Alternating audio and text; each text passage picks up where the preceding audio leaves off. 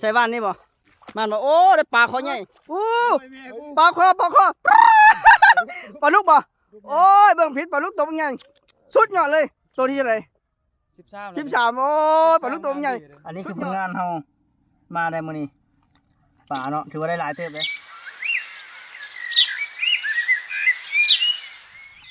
ลงกินนะจ๊ะริบเลยมันกินยุ่ๆเนาะปลาน้อยแหบอ่ะปลาน้อยพอแข้งมันจะดึงเลยมันแหบวิบๆเลยถ้าบ่ฮู้ซะว่ามันกินนะหมดแล้วมันหลักกิน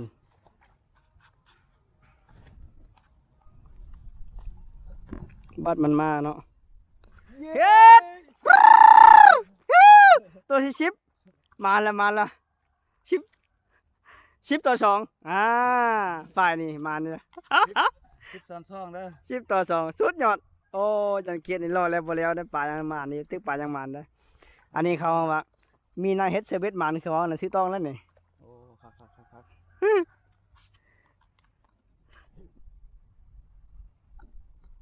สุดยอดเอาเลยบ่เฮ็ดโอ้ยจอยวับตัวนี้ซองด่างมิดจอยลอยลมน่ะโอ้ยอกหักจะคันเบ็ดอีกแล้วบ่จักอันนี้ก็ได้มาแล้วมาโอ้ยบ่ได้ซ้ำ2คันสิเป็นบ้าตายมาเบิกทางฝั่งนี้ต่อนี่มาลุ้นนำกันยึดเอาเฮ็ดยึดอุ้ยบ่มานการใส่เบ็ดทำมาหากินมันต้องมีได้มีเสียเนาะย่ำบ่ได้อย่าลาบนี่นะย่ำได้อย่าย่ำเหงื่อเพิ่นเอายังเฮ็ดเหงื่อนี่โอ้ผสมประสานละเนี่ยสูตรดีเลยนี่โอ้บ่ธรรมดาเลยเนาะบอกสูตรให้กับบ่ได้นี่เพิ่นสงวนลิขสิทธิ์สูตรใส่เบ็ดปลาก็ได้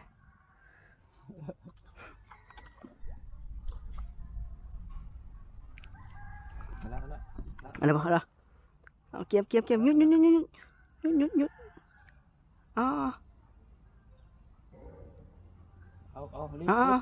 ึงเฮ็ดโอ้ยจอยวับอีพี่น้องเอ้ยเอาเบิ่งมีลุ้นอยู่พี่น้องหยุดสิเป็นอะไรสิได้บ่สิมานบ่เอาหยุดเฮ็ดปลาน้อยบ่จักปลาดุกโอ้ปลาซิวลายเลยปลาซิวน้อยนี่ร้อนแกกแทรกมันเป็นยังร้อนหอมนี้กับหอมใหม่นี่กำลังลอยไปกำลังลอยไปปลาข้อได้โอ้กำลังลอยไปเฮ้ยเฮ็ดไอ้เราตัวหนึ่งใส่ตัวที่ไรนี่11ละโอ้มานเด้อเพิ่นนี่ไม่ธรรมดาเลยทางนี้บ่ได้กินก็ให้ออกคลิปนั่นอยู่ดอกคิดว่าก็ได้ยานแต่บ่ได้ออกคลิปเลย3 คันแล้วบ่ได้จักโต3 คันบ่ได้จักโตคันใดบ่คันใดอยู่นี่บ่เฮ้ยมันแล้วโอ้คักตัวใหญ่เด้ตัวเท่านี้ใหญ่บ่อ๋อตัว12เด้ตัวที่11เนาะ12ว่ะโอ้หมานเว้ยสุดยอดเลยจมลงนั่นแหละสุดยอดเลยคันเบหักโอ้ยเฮ็ดใบเบ็ดฮักแล้วนั้นปลากินฮอดทรายกินฮอดคั้นบ่ได้ปลาละฮักเบ็ดแล้วนี่บ่ได้เรือใจบ่ได้ปลาฮักเบ็ดทิ่มตายแล้วบัดนี้ยุ่นปลาน้อยเริ่มกินเบ็ดเจ้าโตดึงตกฉนองกันทวานนั่นนี่คักนะเนี่ยร้อนละรุ่นนี้เบ็ดบ่มีคันรุ่นนี้หมานเลยวะอ๋อหอมนี้บ่หมานบ่เป็นยังเบิ่งท่าใส่เบ็ดของเพิ่นไปตาเรือใจคันหายแล้วยังเหลือแต่สายมันเมื่อกี้ปลาใหญ่กินเนาะปลาใหญ่มันกินว่าปลาใหญ่มันกินคันมันนะเอาละ เอาละเริ่มสัญญาณละเอาระหว่าง2คนนี่พาสิได้เฮ้ยนี่ปลาปลาหลายเลยพุ่นน่ะยาวๆอยู่โอ้ยสิได้กล้องเขาซุ่มยังบ่ได้คันเขาซุ่มได้คักขนาดเลยสิซุ่มให้เบิ่งว่าปลามาหลายใช่ไหม ผู้ได้นี่เกี่ยวกับตกหนองมาเด้ เดี๋ยวร้อนนะ บ่ร้อนเอาคือบ่เอาต้องมีคันนั่นน่ะ เอามีขั้นกระตุกหลายเอาเบิ้งเยอะมันนะเอาไฟนี่อีกมันน่ะ นี่ตัวที่3อันเบ็ดบ่มีคันน่ะมีแต่ทรายน่ะมานใช่เลย ของคนพิเศษเนาะ โอ้ยพุ่นน่ะ เด็กมาบ่ได้แล้วก็หักคันเบ็ดเลย บ่ได้หักคันเบ็ดได้เฉยเนาะตัวที่3เฮ้ยคักขนาดภูมิใจบ่ ภูมิใจ ภูมิใจบ่เปลี่ยนคันเบ็ดซะค่อยว่า เพราะว่าคันนี้มันมัน คันนี้มันมาเลย ชุดยอดนะ เริ่มไม่ลุ้นแล้วเด้อพี่น้องเด้อเริ่มหยุดแล้วหยุดแล้วเบ็ดบ่มีคันนี่คือมันสิมานบ่ผู้บ่าวสุดหล่อมาตึกป่าไม่ธรรมดาได้พูดนะป่ามันบ่ เกี่ยวหูกันเนี่ย เบ็ดเกี่ยวหูกันแล้วเขามั่งกันเนาะ พี่น้อง เดี๋ยวให้ท่านผู้ชมมาลุ้นนำกันเด้อ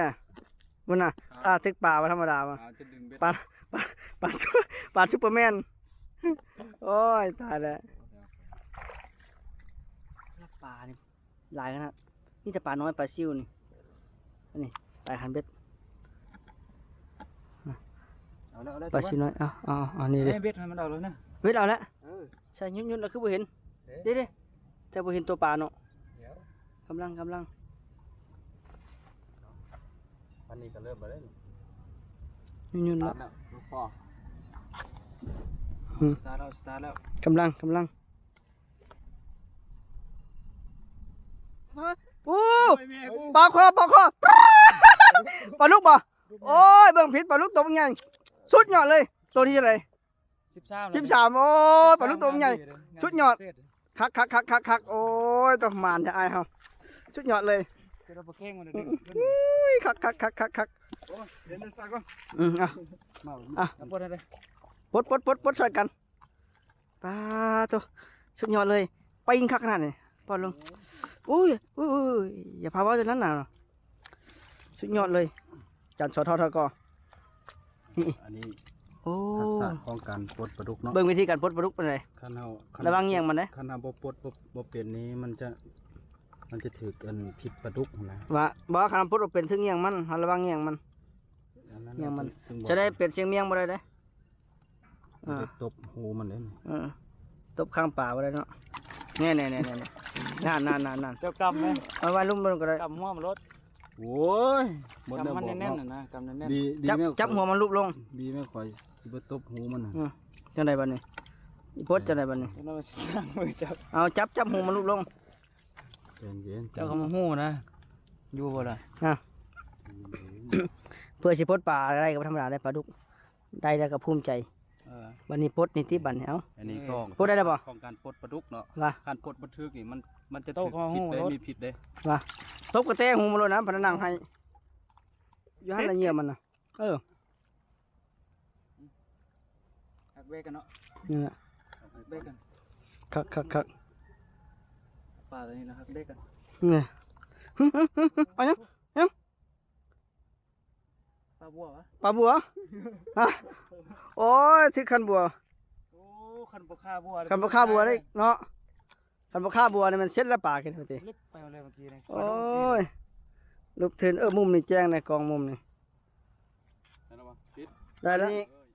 จานสิงห์กำลังมาเอา โอ้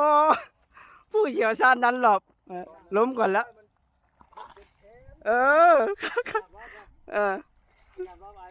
ใช่ละมองนี่บ่เบิ่งวิธีเพิ่นใส่รอบโอ้เอาลงไปนี้เลยมันบ่กึบลงไปนี้แล้วก็เอาหญ้าปกโอ้หักก่อนดึงหญ้าปกเพื่ออย่างเพื่อไว้เขาจะเห็นรอบหรือว่าให้เขาจะเห็นนั้น บ่ให้ปลามัน อ๋อบ่ให้ป่ามันสงสัยอันนี้เฮามายามรอบ ใส่เมื่อวานนี้ตัวนี้ ใส่บ้านนี่บ่ มานบอกโอ้ได้ปลาคอใหญ่มานปลาคอใหญ่ไปละหนึ่งโตพอได้อยู่ได้กินอยู่ได้พี่น้องไงพอได้ปิ้ง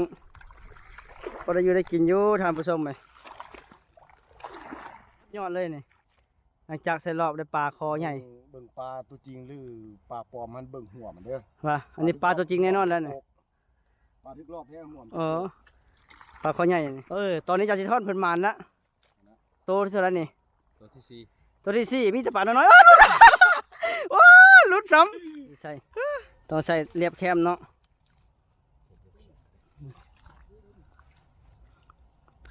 ใส่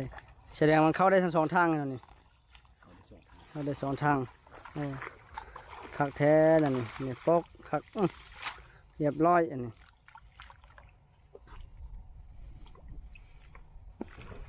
ผู้เชี่ยวชาญด้านจอบอันนี้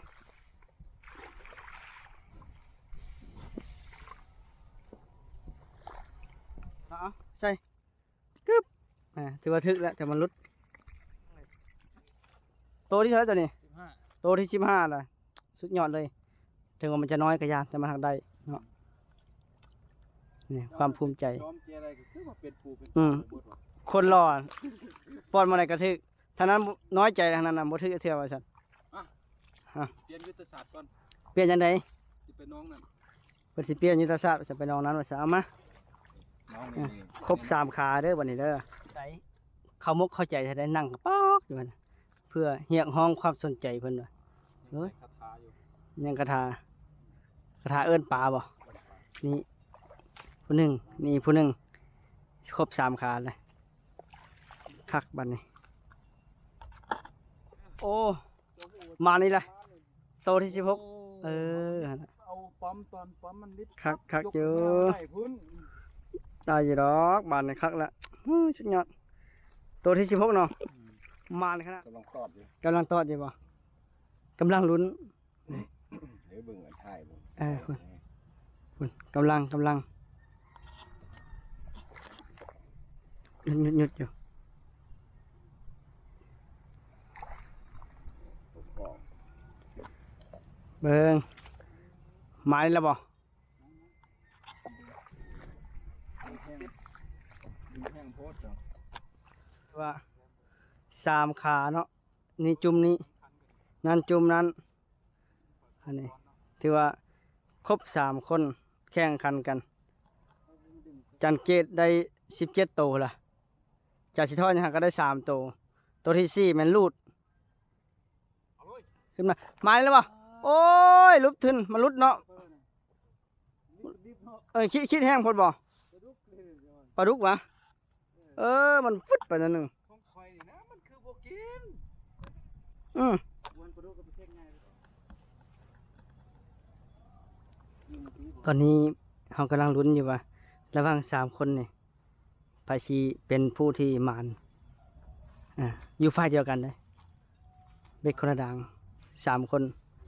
ไผสิมานรอลุ้นนำกัน โมเอาเอง ฮะ ร้อนแล้ววะติ ลิบได้ โอ้ย ลิบต้องสร้างแล้วลิบว่าฮอดบ่แฮบบ่หยังซ้ำเนาะ มันก็ได้ เอาละเกียมแล้วบ่ตอนหยุดแล้ววะตอนแล้ววะ ตัวเล่นทางได้เนี่ยมันลิบเลยเนี่ย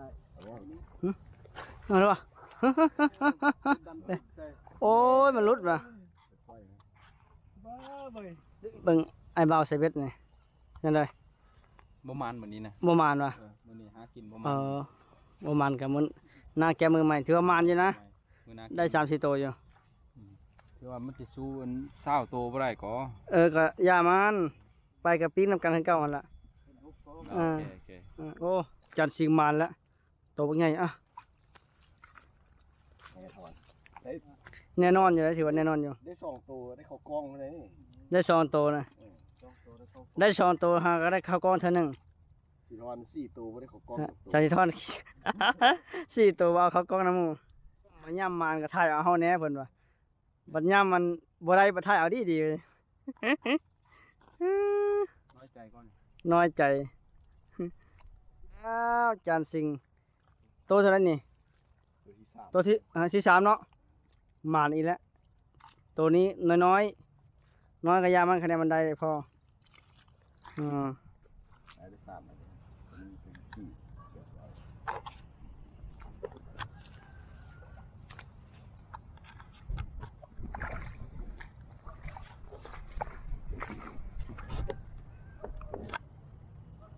อยู่ในโหมดที่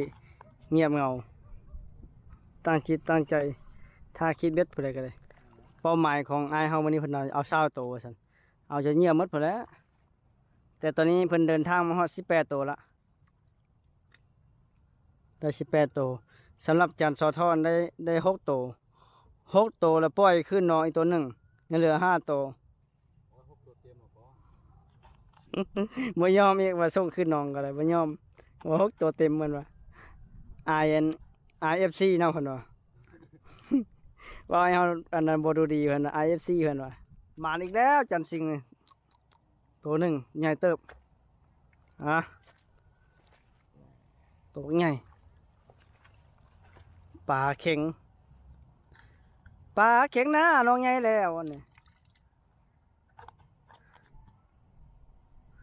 พอดีพอได้ปิ้งคักอยู่นี่ผู้บ่าวใส่เบ็ดผู้บ่าวคิดเบ็ดมานี่แล้วบ่มานี่ละโอ้คือประมาณนี้ซะดอกจานสิงห์มาทำรังได้4ตัวแล้วนะจานสะท้อมาแต่เช้าพุ่นได้6ตัวปล่อยขึ้นนอนตัวหนึงรูปทึนเลยฮะตัวเนาะถือว่ามันก็มือได้เพิ่นนี่มาพร้อมกันได้18ตัวมันเด้เพิ่นยังลุ้นว่าให้ได้20ตัวยังอีก2ตัวมาลุ้นกันว่าสิได้บ่มื้อนี้ ประมาณสุด เป้าหมาย20ตัวว่าสิได้บ่ตอนนี้อ้ายใหญ่เฮากำลังตั้งอกตั้งใจอันแนมเบิ่งปมเบ็ดนี่ยืนโอ้ยตั้งใจว่าสิได้สุดท้ายได้เป้า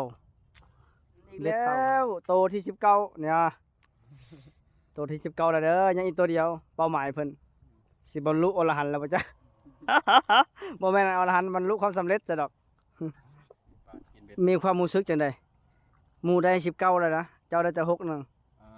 น้อยใจ น้อยใจ ธรรมดาบ่จะเป็นน้อยใจไปกับเมื่อก็กินนำกันคือเก่า โอ้มันบ่เลือกซักซีเด้ บ่เลยจักสีว่ะ โอ้ตึกเบ็ดก็มีจักสีธรรมดา นี่แหละเนาะประเด็นหลายๆเนาะ ผู้บ่าวเหงื่อลอย ล้วนๆเด้ อืมฮะตึกต่อไปใช่นะบางทีโอกาสอาจจะเป็นของเฮาอ่า อันนี้เฮาแบบตึกธรรมชาติแบบบ่ได้เนาะต่อไปนี่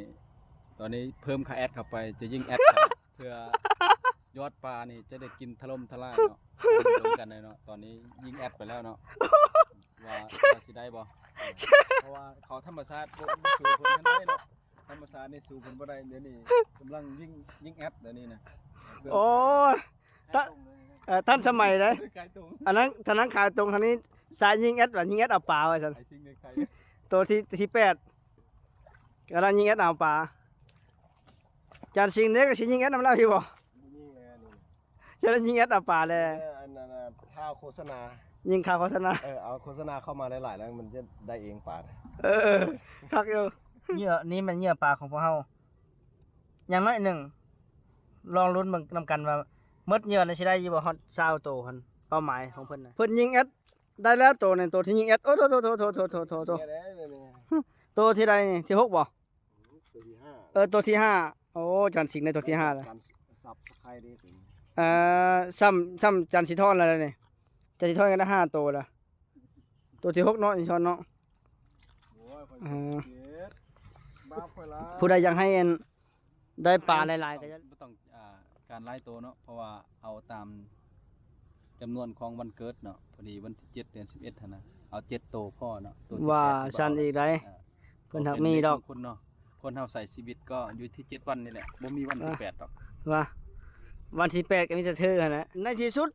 จันสิงห์ก็ได้ตัวที่6มามือนั่นนี่มาอีกแล้วพี่น้องเฮ้ยคักตัวที่6เป็ด ใกล้ทางสิทอนนะ ใกล้สิทันจันสิทอนน่ะเด้อเห็นว่าอันนี้แหละเหตุผลของการยิงแอดมันต้องหมานจังซี่แหละโตวที่20นี่มันเป็นจังได๋มันคือหยากคือซ่าแท้พี่น้องเอ้ย โอ้ยรอลุ้นตอนที่20นี่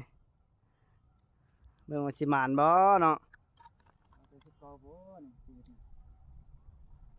เนาะได้ได้19นี่ล่ะเอาเลยแมงกระเบื้อฮะโอ้ยหลุดซ้ำเนาะปลาโตฮะเลิกกับหลุดคือกันปลาดุกบ่โอ้ยหลุดเอาเยอะอีกตัวที่เศร้านี่สิประมาณได้ปะโอ้ยคักแหละสุดยอดละอ้าวไอ้ยังเหี้ยหน่อยหนึ่งยังพากันหลุดเลยอ้าวทึกใจเลยตัวสุดท้ายมานเฉยตัวที่ไหนที่7โทรศัพท์กับมาปลากันได้โอ้ยคักแท้บ้าน นี้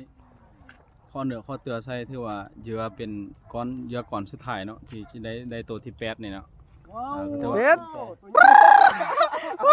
โอ้ตัวสุดท้ายท้ายสุดท้ายสุดกับจันสิงตัวที่9ว่าพอดีได้ปลาน้อยปลาขาวเอามาแทกกันลื่นเด้ ลื่น โตเลย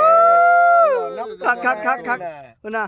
ก็ตีเสมอเลยเด้ ตีเสมอบ่น้อย อันนี้ลื่นเลยนี่ลื่นเลยนับโตเลย สุดท้ายคักแหละ ยอมให้เสมออีก คักนะ ยังอีกเยอะยังนี้ยอมแพ้ ตัวนี้ยังบ่ยอมแพ้ช้ำท้ายกันยังได้เสียเนาะ ตีเสมออีก ตีเสมอ ก็ห้องว่าจุดโทษเลย โอ้คักแท้ฮะตัว21โอ้จันเกตมานะตัว21อันนี้คือผลงานเฮามาได้มื้อนี้ป่าเนาะถือว่าได้หลายเติบเลยนี่คือผลงาน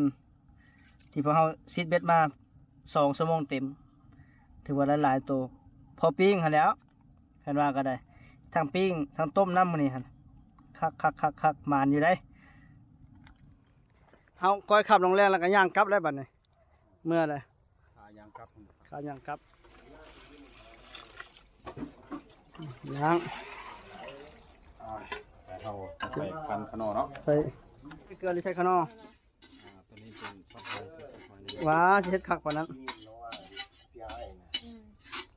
พอละคันเท่านั้นละเอาเกลือใส่ข้าวนอใส่ก็ได้ เอาบุเล่นเนาะเขาจะไปได้ปุ๊บไปได้จ้ะ ใส่เกลือก็พอละ แม่นบ่ แม่นถ้ามันมาเองแล้วเขากับดึงมันเข้ามาเสร็จนี้ไปอยู่กับเขา แล้ววันนี้เขาบ่ได้ประโยชน์หยังนํว่ามันบ่ได้เอ็น ครับกำลังปิ้งบัดนี้ เนี่ย โอ้ยสิ่งมันรวนได้นี่ กำลังปิ้งข้างนอก เอาตำแหน่งก่อน อ่ะ ไปเติมตำแหน่งเขา สีมือล้วนๆเลย โอ้ยังบ่ทันฮอดสิมื้อค่อยเลยนี่ สดจังนองกันนี่ ไอ้สิ่งว่าอันนี้ผลงานพอที่มือที่ตัวใหญ่ ว่า ความนี้ อัดแป้งหน่อยแอมความ สดจังนองมัน